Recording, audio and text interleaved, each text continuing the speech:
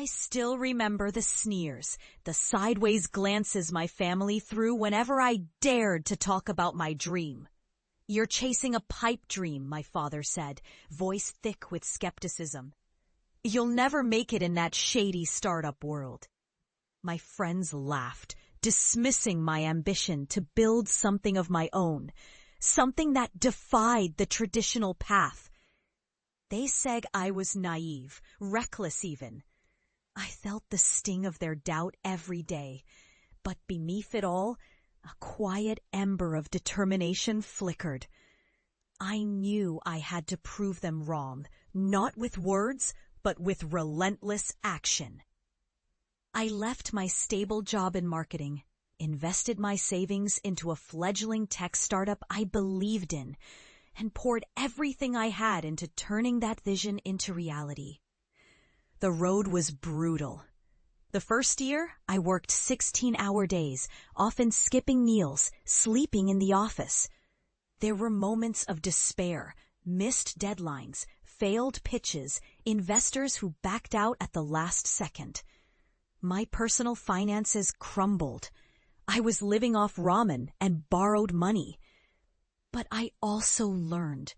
I studied user data obsessively, refined our product relentlessly, and listened to every piece of feedback, no matter how harsh. I left my stable job in marketing, invested my savings into a fledgling tech startup I believed in, and poured everything I had into turning that vision into reality. The road was brutal. But gradually, our efforts paid off. We launched an app that gained traction among niche communities, then expanded.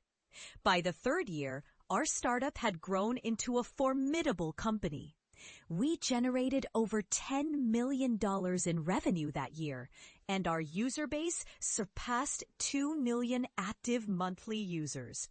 Investors took notice, and by the fifth year, our valuation soared to $200 million. I was named CEO, and we expanded into international markets, securing partnerships with major industry players. The skeptics in my circle, the family, friends, former colleagues, had long since dismissed my ambitions as foolish. I had become the person they doubted. Then 5 years from that first hesitant step, I returned to my hometown. I arranged a dinner with those who once mocked me. Sitting across from my father, who looked surprised but proud, I pulled out my phone and showed him the news headline. Tech startup founder turns $200 million valuation, with my face smiling in the photo. I looked around at the friends who had once doubted, now silent, eyes wide with disbelief.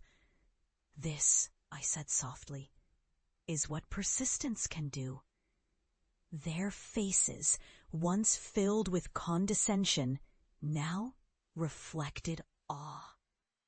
I didn't say a word about the years of struggle, the sleepless nights, or the moments I almost gave up. I simply let my success speak. That night, I felt a profound sense of victory, not just over my doubts, but over their dismissiveness.